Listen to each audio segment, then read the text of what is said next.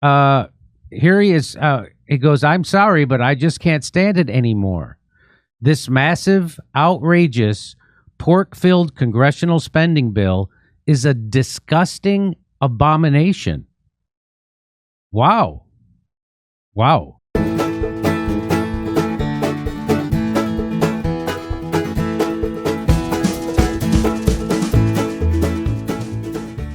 No representation is made that the quality of legal services to be performed are greater than the legal services provided by other lawyers. I'm Harry Steele. You found the Heart of Dixie podcast number 11. I'm an attorney in private practice in Daphne, Alabama, and today I'm joined by my co-host, Brandon Mosley, reporter and content manager at the Alabama Gazette. How are you, Brandon? Hey, I'm doing good. How are you? Good. And today we have a special treat. Lieutenant Governor candidate Dr. Nicole Wadsworth is with us. How are you today, Doctor? Great. How are you? Well, it's a beautiful day. It's a beautiful Friday, and I'm stuck inside. I'm kind of an outside dog with an inside job. You know any guys like that? Yes, indeed. Really So- appreciate you taking the time, though, to have me on your show today. Oh, Excited yes, to be- ma'am. So I want to jump right in and just talk about your economic development background because I'm kicking Gail. We were just looking. So in my other room where I don't have, I'm kind of like you. I only have room for so much stuff on the walls. Yes. But somewhere there's a diploma where I graduated from the Economic Development Institute at Auburn University in like 97 or 98. Awesome. Okay. So then... Well, Well, I was the economic developer for Gulf Shores from 97 until 2001. And, of course, I don't take all the credit, but it was pretty good, right? I hate to be like Trump, but, I mean, if there was somebody that was good, that's pretty good. So Auburn, statewide, they were one of the first ones to jump on getting people trained in the field of economic development. And, folks joke, but I'm an Alabama gal, but Auburn had it first. So do you remember...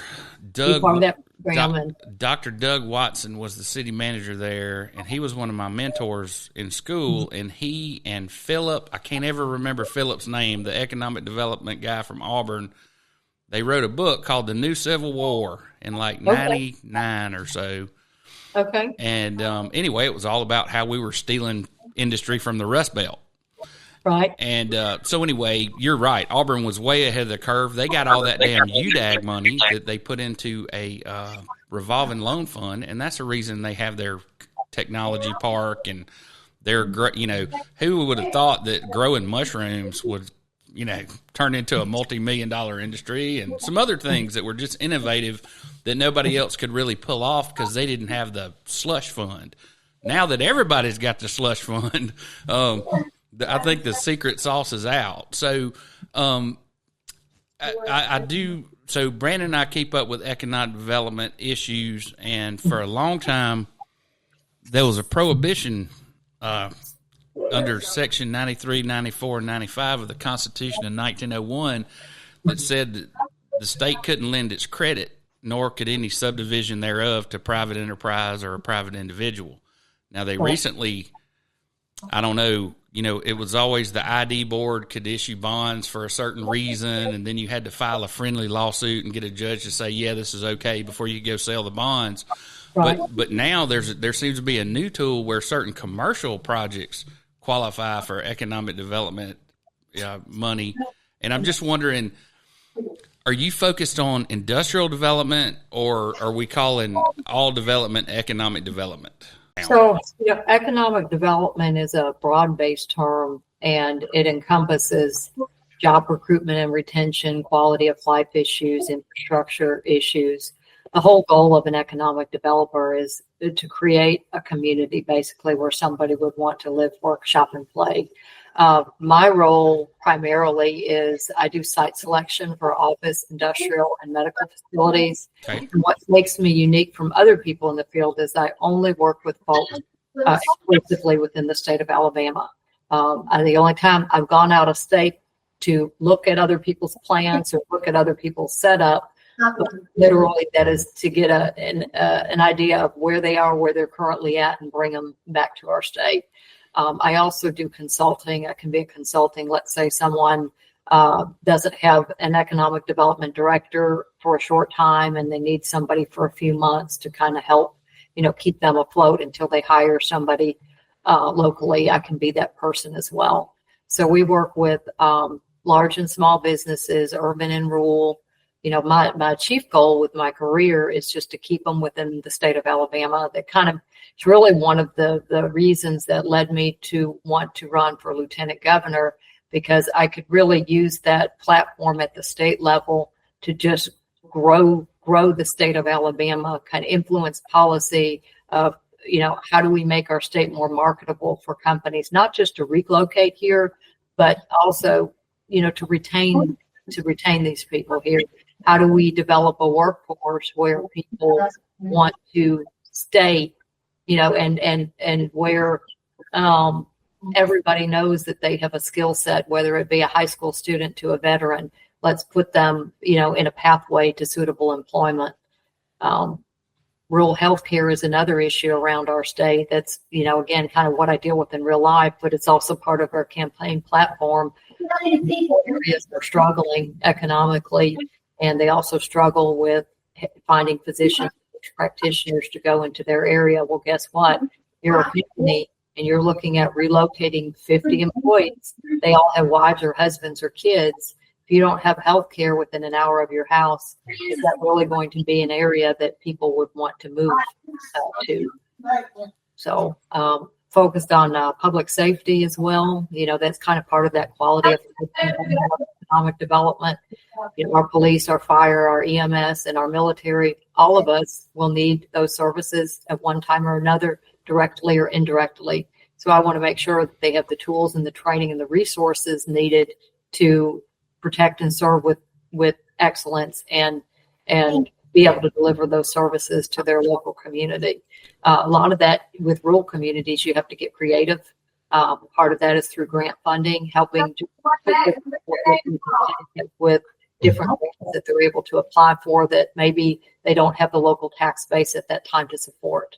And if you don't ask, you don't get. If the tax money's sitting there already, whether it be at the state level or even the federal level, let's at least, get them an application, let them apply, see what happens and help them grow their community in the way they see fit. So when you're talking about temporary, a fill-in, so to speak, for an area that doesn't have economic developers. So we also have that in the city manager, county manager profession, and we call those people range riders, where they might work for 2 or 3 different small communities that are separated by geography, but obviously in the same general state or whatever. So you're saying that so from I'm just kind of breaking down what you're telling me. So from a practitioner side, we always hear about the problems with recruiting international industries because of some negative social issues here in Alabama, which we've always had negative social issues. Yeah. But I guess what I'm hearing from you is that you can address those social issues in the position of lieutenant governor that will address or further economic development interest in the state. That's correct. Is that a good summation? The biggest, it's the biggest issue that's tied into job recruitment and retention is workforce training. If you don't have a quality and skilled workforce, you're not going to get a company to come to your area. So one of the issues that the state had probably for about 20 years was nobody emphasized our skilled trades, our plumbers, our electricians, our HVAC people. And what has happened now, we've kind of reaped what we've sown because there's a shortage of so many of our skilled tradesmen. And now I think everybody's kind of jumped back on that bandwagon to let, our young people and our older folks know that, you can get a 2-year degree or less. You can be able to make a livable wage and sometimes better than somebody who has a bachelor's degree or even a master's degree. And there are plenty of jobs here within our state to give you some benefits. I'll give you an example, like Clayton Homes in Winston County. My husband had a client that had some legal issues, and he that, but he can work for Clayton instead of making $10 an hour. They will train him as long as he can pass a drug test and he's willing to put in the work. Start him at $23 an hour, have a pay raise after 90 days, give him full benefits, being able to be in a position to help for you, what gets you employed. The forefighter, 1 out of 10 Alabamians are veterans. So you get back from a deployment, let's make sure our veteran community knows that, you can transition from the DOD work to, you can be a DOD contractor, or you can work, as a welder, you can work, if you were a medic, you can work in the medical field. So just connecting people with, ways to be employed is important to me. Understood. So, you were mentioning, so your husband is an attorney, yes? Yes, he is. He does. He was a CPA before he was an attorney. So his primary area of practice is tax.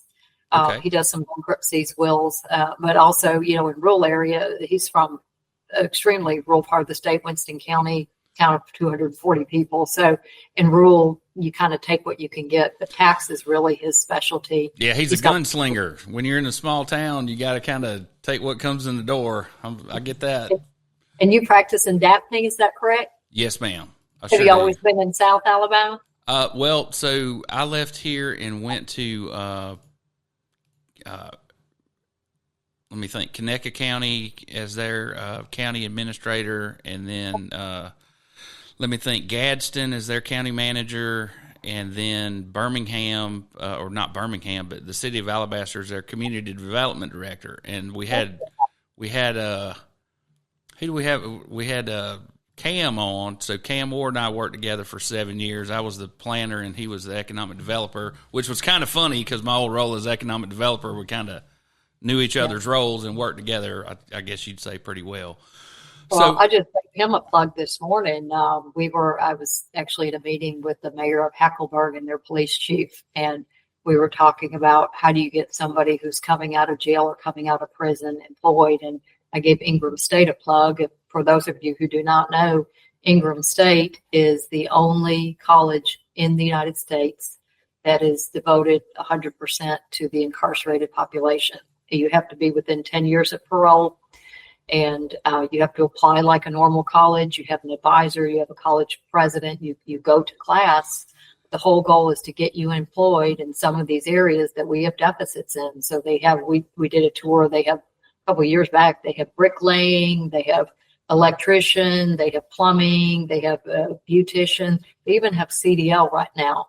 And so once the men or the women are close to the end of their time, they have the opportunity to leave the campus with supervision of Ingram State and go into the local workforce and partner with local businesses that are willing to give them a second chance.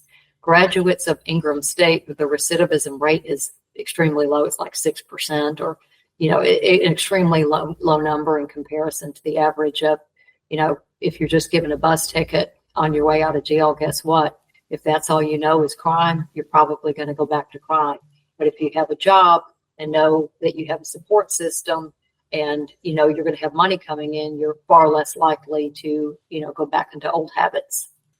What exactly are the duties of the Alabama Lieutenant Governor for the listeners that don't know? Sure. So the official duty per the Constitution is to preside over the Senate during legislative session, as all of you know. And then you also make appointments, certain board appointments. The rest of the position is what you make of it. As y'all may know, if you know Alabama history, the position was actually stripped of its formal power, a lot of its formal power back in the 90s. So the rest of it, beyond legislative session, presiding over the Senate, is what you make of it. So you can really utilize that to help advance the state in a certain way. Our current lieutenant governor has done a great job with the veterans community and making sure, for example, that they have license reciprocity.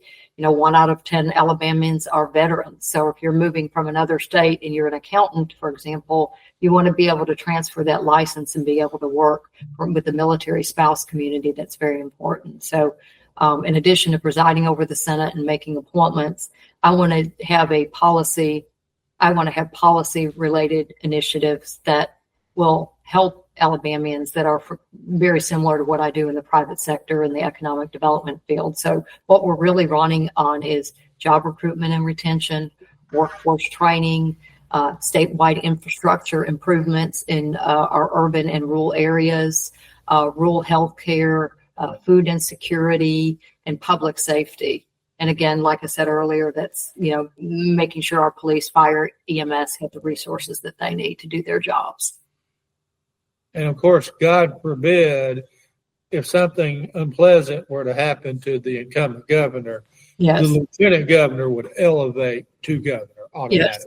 And that's very important that you have somebody in that position who is professional, who understands that, again, like you said, God forbid anything ever happened, you have to be able to take command, as Governor Ivey said, steady the ship, and do what you need to do to move the state forward. And I'm running on qualifications, and I could do that if it ever came to that. Hopefully it would not, but I'd be ready if it did. So this is exciting. I see an exciting announcement. Did y'all just put this up about Titomic? I did. And are they in the applied material sciences kind of thing?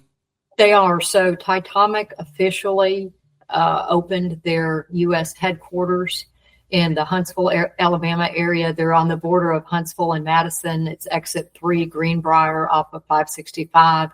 And what they do is it's a specific type of welding that does not use heat in order to bond materials together. So they use the example of how their technology can work. If a soldier is in the battlefield and there's a problem with a helicopter, they can actually weld the helicopter on site without having to ship it off somewhere to get fixed. Yeah, we call that duct tape in 1975.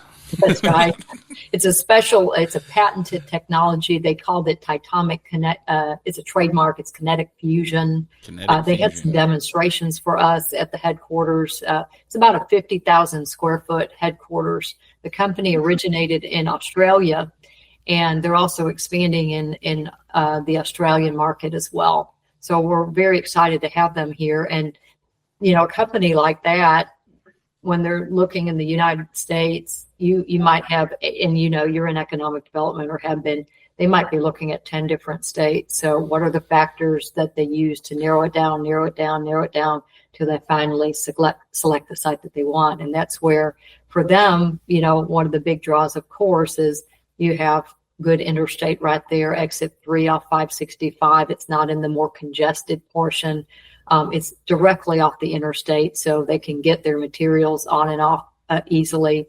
But also, because they're working primarily with Redstone Arsenal and NASA, you've got this pool of brain power right there in your backyard. UAH, obviously a big R&D school, certainly an asset to our state, but also, Calhoun right down the road as well, Calhoun Community College, with all the robotics and programs that they have. They made a point. We have people that work there from 2 years degrees to PhDs. They can train them on site, but they also utilize the local college system, to help, develop their local talent.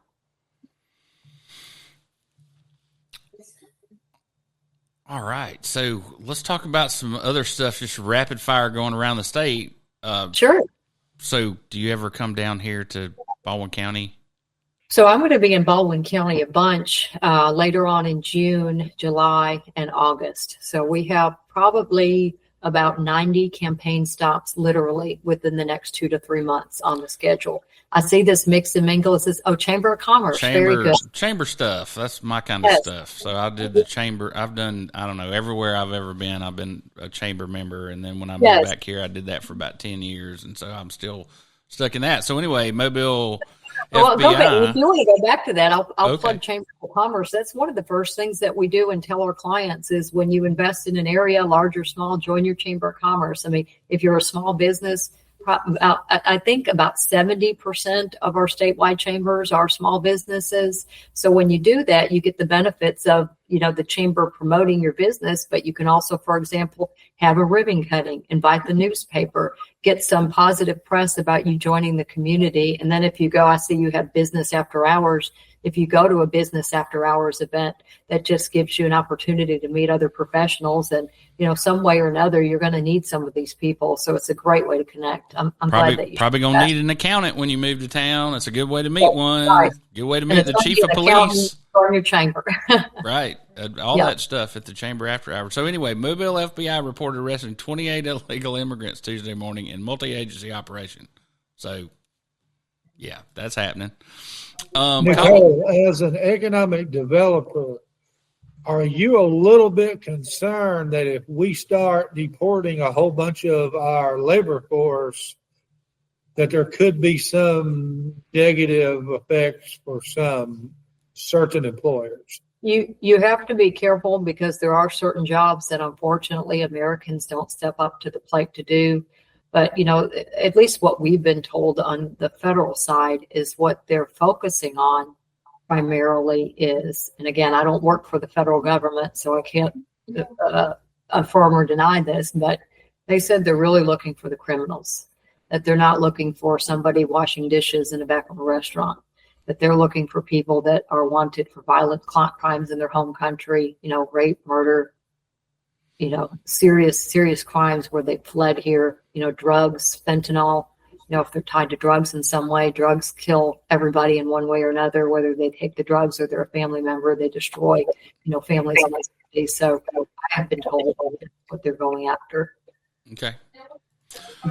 So another little thing in our small county of Baldwin here, we have and this is one of those projects I was telling you about, a cobblestone inn and suites, which will be built right next to City Hall. And I will say it is one of the most underutilized pieces of property. So it used to be, remember those little towns where they'd have the little filling station where they could change like tires on one car, had like one bay and the guy came out and cleaned your windshield, like full service. So it was right there on the square and real convenient. Well, now there have been tanks sitting in the ground with fuel in it leaking for about 30 years and nobody wants to do anything with it, right? So anyway, this will at least take care of that environmental problem.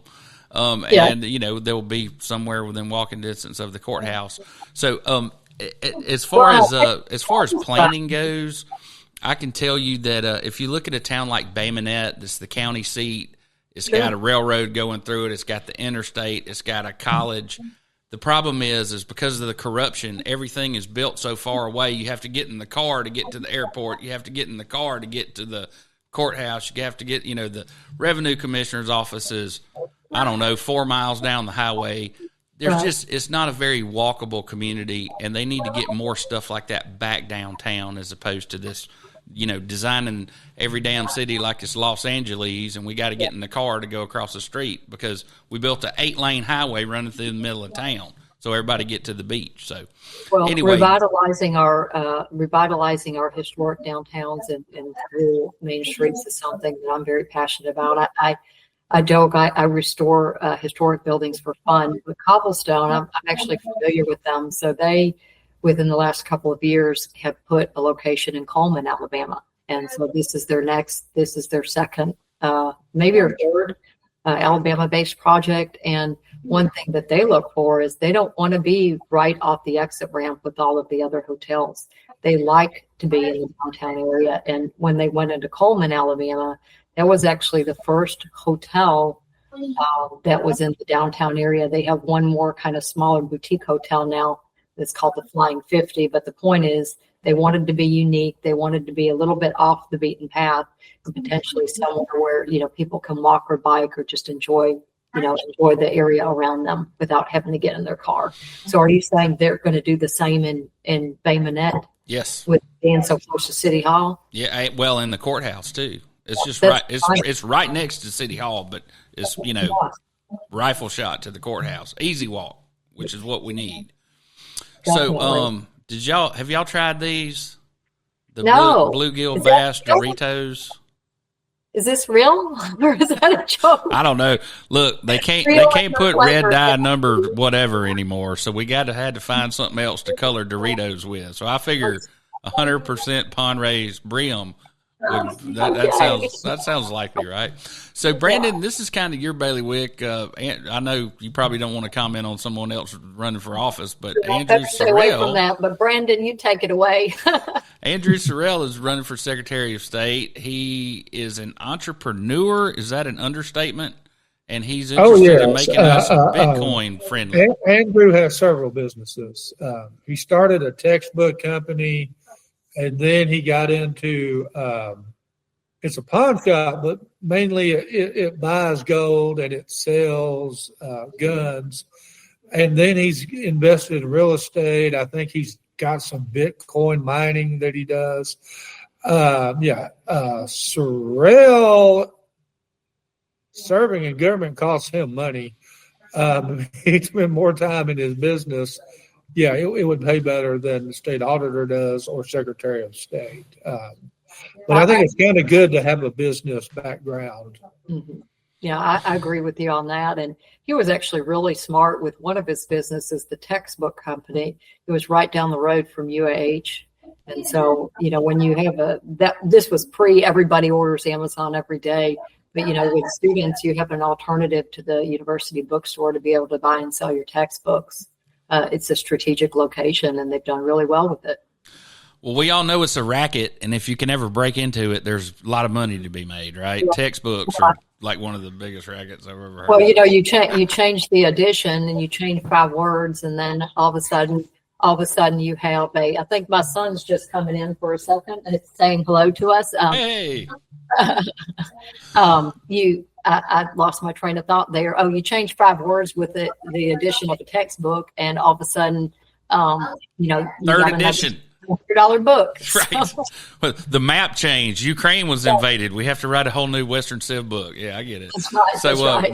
Robin Lejeune is my mayor down here. He's running for re-election, and all I'll say is that he certainly hasn't done anything for me to say anything negative about him, and that's a hell of a thing for me to say. Yeah. So, Brandon, I'm going to let you take this one because I ran against this guy in 2022 during the Republican primary. So I have my own opinions about Mr. Marshall. So you go for it, Brandon. Well, as most people have probably heard by now, Steve Marshall has announced he is running for the U.S. Senate seat that Tommy Tuberville will not be defending because he's running for governor. Marshall is like the early front runner, but there's a lot of people looking at getting in that possibly. So do you think that his being a former Democrat is ever going to bubble up to the surface or any of that stuff with his wife? Senate races tend to be more negative, right? I mean, nobody knew anything about Roy Moore's anything until he ran. He'd been Supreme Court justice, and when he ran for Senate, all these women came out of the woodwork slinging mud at him. So do you expect anything like that, or is he pretty clean? I think that was a very unique situation with Roy Moore. I'm hoping that never repeats here in Alabama ever again. You never know what can pop out of a closet, but I'm not aware of anything at this time that could stand up and bite Steve Marshall. Yes, he used to be a Democrat, but that's like 2008 and earlier. I mean, he's been a pretty staunch, fairly right-wing attorney general here in Alabama, fighting crime and fighting the Biden administration. Yeah. I mean, it's crime, Biden administration. Pretty much throughout, the 4 years of Biden where they overlapped. I think he'll be a very viable candidate for U.S. Senate. I mean, I don't predict these things this far out. We haven't seen the campaigns. We don't know what their talking points are. And again, the field isn't set yet. Agreed. But, Steve has a more than even shot at actually winning this. Did you know a dark day is falling on America, Brandon? The tackiest restaurant in America has declared bankruptcy. Yeah, I mean, I never quite got their food. I'm a big food guy. The recipe on their wings. Yes, they had the best wings, Brandon. We all agree, the best wings. That's why we went there. So, yeah. $40 wing. I guess the price of chicken and egg, what came first, the price of the chicken or the price of the egg. But I guess all of it put Hooters out of business, and that's a shame. I mean, everyone enjoys talking to the lovely waitresses, Right. but when your meal costs like $45 and you're going, yeah, it's kind of warm. It's like Floribama, warm Floribama beer, and like kind of crappy food, and kind of the new wore off after 30 years, huh?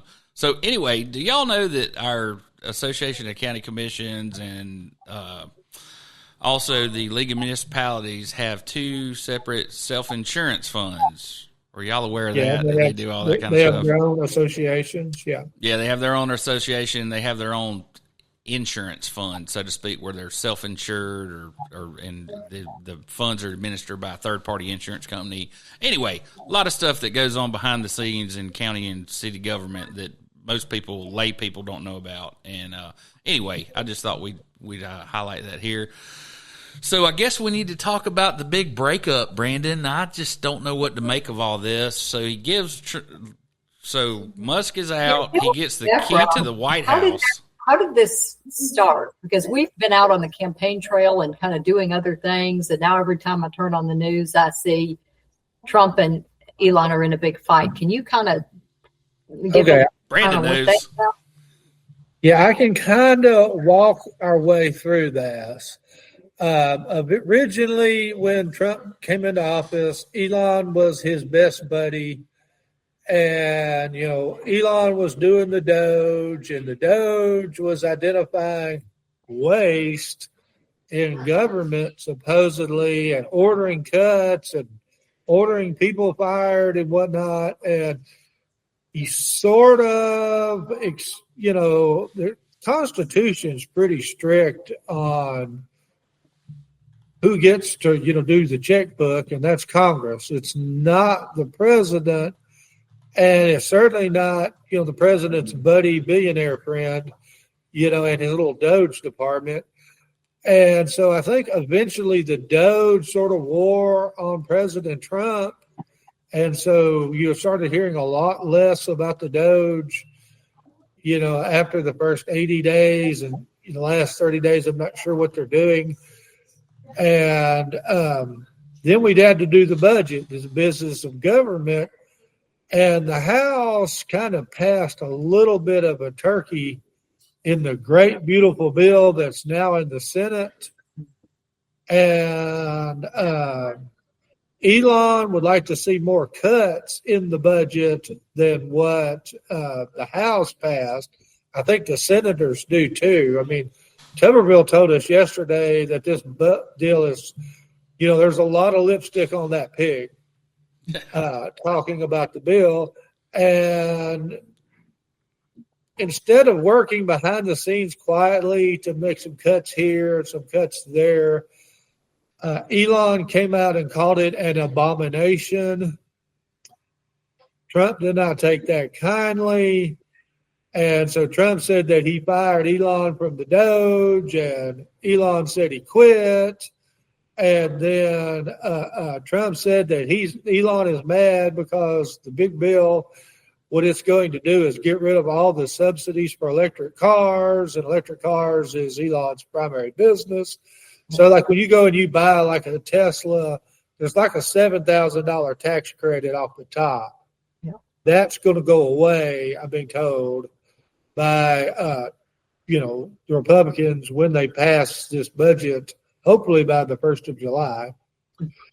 And then Elon, Elon said that, Trump said that, we might take away your space contracts too. And then Elon said, hey, I'm going to ground Dragon, and it's not going to fly to the space station anymore. So good luck with that. Wow. I hope those guys can survive drinking their own urine. Because they're going to die of thirst up there because we don't have any way of getting them back, right? I mean, it seems like it went very thermonuclear very fast. Shame on those who voted for it. Shame. He's saying shame on Donald Trump. He's saying shame on the Speaker Johnson. He's saying shame on everybody except Thomas Massey. Well, he's the guy who's right. That's right. You did wrong. You know it. That was June 3rd. at 10:31 a.m. And when Elon Musk goes scorched earth, he's one of the few guys that can actually scorch the earth. I mean, I'm just saying, watch when he's going to land a starship on your bedroom while you're sleeping. Good news if they pull that for Alabama, because Blue Origin is made here, ULA is built here. We can always go back and figure out what was wrong with the Starliner when it stranded Port Butch and Sunny last year. Right. Theoretically, our rocket companies will benefit if SpaceX loses a contract. Okay, but then the coup de grace was when he came out and said that the reason we haven't seen the Epstein files is because Trump's in them, and that was that's a bridge too far, brother. Yeah, they're not wise. I think if Trump was in the Epstein files, Joe Biden and Camilla would have used that last year. Well, here's J.D. Crow's take. The big, beautiful bill is a stab in the back to America's poor. Well, that's J.D. Crow. Yeah, well, I mean, consider the source. You want to mess up the poor, keep adding to the debt every year. So let's talk about this for a second. So if you do win this election and you become our next lieutenant governor, there's going to be so much austerity, I'm afraid, coming, all of these federal programs that push money down to the states. Yes. I don't know what, we really don't know what's going to happen. We think education is going to be taken care of, and we'll figure out the student unit problem or whatever. Right. But there are all these other things. I mean, my goodness, what's going to happen with the USDA? What's going to happen with federal transportation dollars? The Transportation Enhancement Grant that they seem to reauthorize since, I think, 2008 or something. So all these continuing resolutions, that I don't know, something that we keep keeping our eye on is the 2018 hemp bill that seems to be a problem here in Alabama. What was the farm bill? The hemp was the farm bill that was in the yes, right. So that's kind of my question. Do you foresee any shortfalls? I mean, I know we're in good shape, as far as our trust funds go. And we got money on hand, but do you have any insight into where the shortfalls might be, or if they're going to be any? Nobody can predict the future as far as what would be cut and what would not. But I think it's very important that we continue to spend the money that we do have in a fiscally responsible way. And we teach different parts of the state and different agencies that type of responsibility, work with what you have, but then get creative with finding alternative revenue sources. One of the ways earlier we were talking about rural health care. What we did in Winston County, for example, is there's a pool of money for federally qualified healthcare centers, FQHCs. That is a federal program that uses no state of Alabama funds whatsoever, where the money is already set aside for physicians that are willing to practice in rural areas, basically at or below poverty. All they have to do is be in a building that's not brand new. They either have to refurb or even bring one of those portable facilities that you see in education, for example, or like a little trailer. There's incentives out there to get people to practice in other areas. It's just, you need a lieutenant governor who knows, there's resources out there. Let's bring the money back home to Alabama. Part of that is just making sure that you have a really good line of communication with your federal partners, because they can help you as well. Obviously, the people who are working up in the Senate, people that are working in U.S. Congress or working as part of the president's administration, they have a lot better eye on what's going to be cut than we do. So keeping those lines of communication open is key.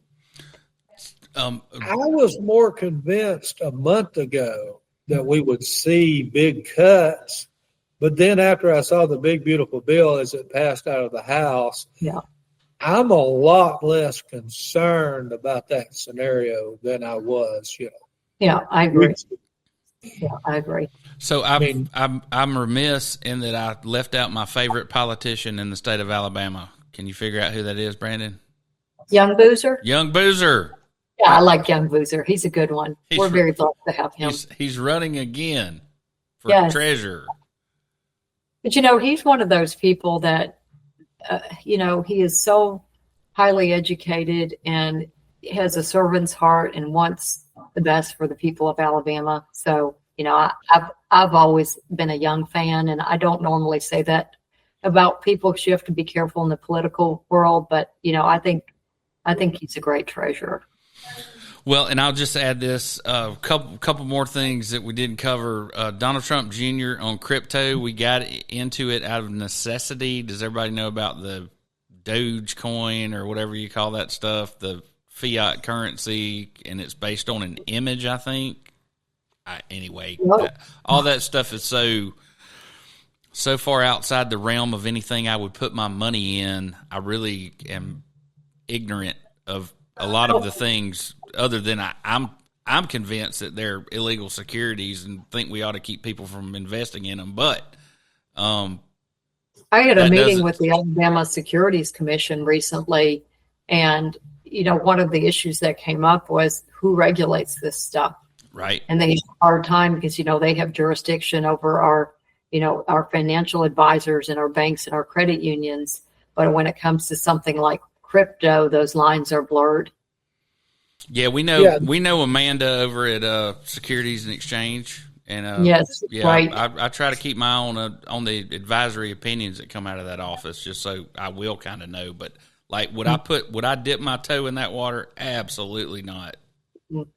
Me personally. Yeah, I understand when I walk into a bank and want to invest in CDs or money market funds. Mm-hmm. And I understand what's going on when I sit down with a broker and want to invest in a mutual fund. Or I know if I want to go and buy real estate, when I sit down with a real estate broker and we do a contract, I'm not sure we have, a federal and state, the best regulatory system for Bitcoin. I mean, not Bitcoin, but any, cryptocurrency mining. I'm going to a cryptocurrency miner. I give them $50,000 to convert that into Bitcoin or Ethereum or the Trump, a crypto. There's hundreds of these things. Mm-hmm. For the regular consumer investor, that, if you get 50,000 and you get Bitcoin, that's risky.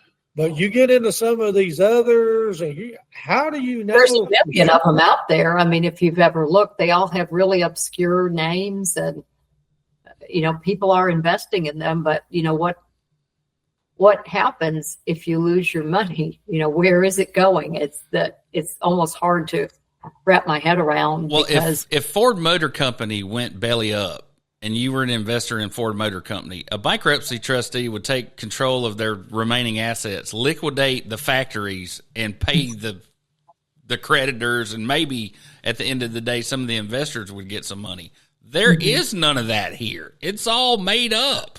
There's nothing that it's, if we were selling people seashells, we could crush up the damn seashells and make sand out of it, right? And then make glass out of the sand.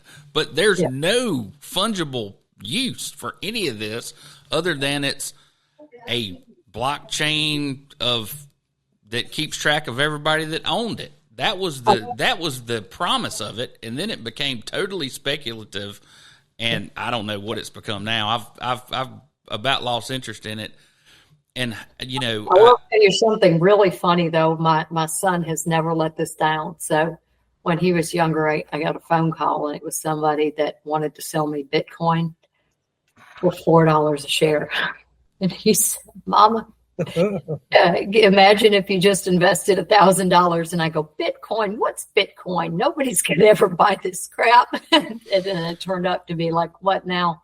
$100,000 for one Bitcoin, I think, is what it's at today. So it's kind of one of those missed opportunities that I don't think anybody ever expected it to be as big as it is right now. But, it does need to be regulated properly, because people, like you said, are investing sometimes large amounts of money, and, be careful. But Like any investment, you have to be careful and understand those risks, and hope that if something happens, that there's you're protected in some way. okay, so I was the county manager when we borrowed, I can't remember, $5 million, and then we got sued and we couldn't build the courthouse.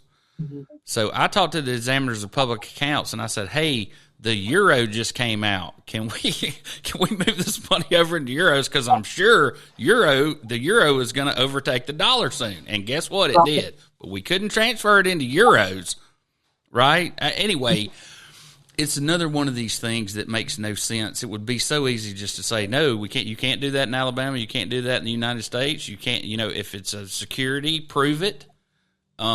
And that's where it should end. If it's not a security and something fungible, then it should be illegal. Just like selling somebody the Brooklyn Bridge. So anyway, one other thing I wanted to touch on. So do y'all know Peter Thiel? He's one of the what do they call him? The PayPal mafia from back in the day, and he gave I guess you could say he's the benefactor of our vice president. And recently it came to our attention that he has been selected to continue what I think it was called total situation awareness, and then Obama supposedly shut that down. But now, so how there's a database at the IRS and there's a database at the Homeland Security if you're, an immigrant, and there's another database over here at the IRS, and there's another database. So anyway, he wants to integrate all those databases so somebody working at the government can have a one-stop shop to find out what Brandon Mosley does all day long. Mm-hmm. Okay, well, that's not what I signed up for to be an attorney, so that we can have this total situation awareness dragnet with cameras and license plate readers and all this 1984 stuff, so that the cops can solve crimes. That is not a good trade-off, in my opinion, from a libertarian standpoint. So anyway, I hope when you get in there, you will encourage the people in the Senate to do away with some of these regulations that we have, not on smokestacks and that kind of thing, but you about got to, if you want to start a business in Alabama and you don't come to an attorney and CPA, in the beginning, that is a wildly irresponsible thing to do. So whether you're setting up a lollipop stand or selling lemonade, unless you're selling a product that you grew yourself on a farm, you need a license to sell it in the state of Alabama. That's the only exception you have. If you grew a tree and cut it down, you can sell it. Or if you grew produce, you can sell it on the side of the road without a license. And other than that, I don't know of anything that anybody can do, from cutting hair to grooming a damn dog in this state, that you don't have to go beg off the state of Alabama before you can engage in commerce. And I think that, from an economic developer standpoint, I hate to tell you what your platform should be, but that from my perspective, that's a real hindrance to people getting, these small business owners getting out there and really expanding. Is, my goodness, look at all the red tape and regulation. And like you said, God forbid I want to open a iron smelter somewhere. Cutting red tape is part of the platform, and working with our small businesses, because they are the backbone of our economy. Over 70%, I think, of our chamber memberships statewide are small businesses. So, you're right. You want to encourage, people to be able to be entrepreneurs. I mean, we have an incredible amount of brain power here in Alabama. We have an incredible amount of entrepreneurial spirit. Let's create an environment where they too can be successful, because if you're in a downtown area, for example, I mean, where are you going to go? You're going to go to those small businesses. You should anyway, and support them, because then, you're not only reinvesting in somebody's livelihood, but they're putting that money back into the community. So it's a cycle of good for everyone when we support our small companies. So one of the things that is going on right now is the dredging of the ship channel and some investment down here in our port. And Governor Ivey's been really good to our port. And we hope that continues. I think that our river system, while it moves a lot of coal and things like that, could probably, and Brandon, you can speak to this, didn't they put in a new intermodal transportation center in Demopolis? Wasn't that part of the governor's plan back like a year ago? No, I think the intermodal, it went in just south of Montgomery. Okay. Yeah, the announcement was more recently south of Montgomery. Yes, that's correct. Yeah, and it doesn't involve a port. The port owns it, but the big thing is, we're unloading trucks and putting it on rail for rail to take things to the port and vice versa, for rail to take it to the intermodal, and then we can load, take those, cargo containers and then put them on trucks and send them out into the hinterlands. And having our own port, I talked about this morning in a meeting, the fact that the state of Alabama has multiple ports, of course, the Port of Mobile is the big one. That saves us taxpayer dollars. Because remember years ago, before there were a bunch of containers, we were having to go to Savannah to use their port. Oh, yeah. We keep it here at home. And then, in Huntsville, there's also the Port of Huntsville.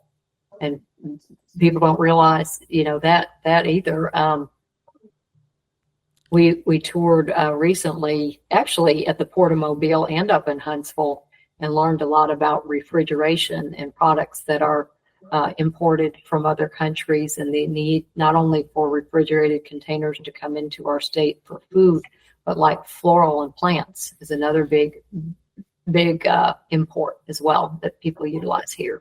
So I don't know who the contractor was, but I read that the USS Enterprise, the nuclear-powered submarine, or the former USS Enterprise, I guess there's a new one, is being brought to Mobile to be decommissioned and I guess scrapped. So I'm assuming they'll take the reactor out before they bring it here, Brandon? Yeah, they're going to remove anything that, like old oil and whatnot, that might cause an environmental problem if it's at the bottom of the ocean. I think the eventual goal of the Enterprise is when they strip everything off that's dangerous, I guess like old asbestos, they're going to sink that thing as an artificial reef. Maybe I'm wrong on that, but that was my understanding. Well, the last one that they sank, the Oriskany, the top of the conning tower is at 175 feet of depth. So to actually go down and enjoy the dive and see the whole wreck, you have to be an advanced open water 3 diver, exotic gas certified, because you got to, to go down to those depths, you got to breathe helium and all this other exotic gases so you can stay down for any period of time. I don't think the goal is to, for divers to be able to swim around the sunken aircraft carrier. I think the goal is, we have found when we put structure out there, it becomes almost like an artificial reef, and fish like to hang around structure. Right, but I want to shoot it with my reefs. We're going to hurt, fishing, and anybody who owns a charter boat knows that if you want to catch fish, go put your line in near an oil rig. Right, but I want to shoot them with my gun. I don't want to catch them. I want to spearfish, and there are a lot of people that spearfish around here, believe it or not. And did you know that's something you can fix, Lieutenant Governor Wadsworth? What's that? I don't like having to pay an extra $18. So I get a saltwater fishing license, duck stamp, all that other stuff. And then because I'm a spear fisherman, I got to buy an $18 extra fee. I don't understand. That ought to be covered under my saltwater fishing permit. But anyway.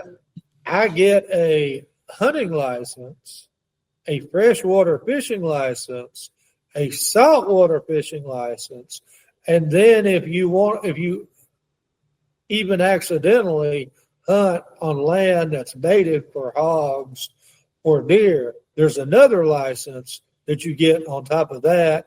And then if you want to shoot ducks, there's duck stamps, and that's a federal deal. It's all complicated. Yeah, but you have to buy a state duck stamp too. I'm sorry, didn't mean to cut you off there, but do you think it'd be easier if we were able to combine all of these different types of animals you can hunt into one license, or give somebody that, let's say, if they're just a deer hunter and want to have a hunting license for that, they can just purchase that, or they can have like an all-inclusive license that includes your freshwater fishing and your spear fishing. They used to have a sportsman's license that included the spearfishing for $56, and it's probably saved me $30. So I always got the sportsman's license, but they did away with that about 10 years ago. Anyway, go ahead, Brandon. Yeah, there's a discount if you get all the licenses combined into one, which, you do, but it's still, there's add-on licenses there, to get to that deal. I think if you bought all three licenses separately, it would cost more. So. Well, listen, guys, I really appreciate your time this afternoon. Dr. Wadsworth, it's been a pleasure. It's always a pleasure meeting someone that knows more about economic development than I do. So win, lose, or draw, I'm going to keep your number in case I have some questions. Is that fair enough? Thank you. And just appreciate the opportunity and really enjoyed being able to talk shop with you today. And Brandon, it's always great speaking with you. And, I'd love to be on your show again in the future. Please keep me in mind. Great. Thank you so much. Thank you. Thank you, Nicole. Thank you.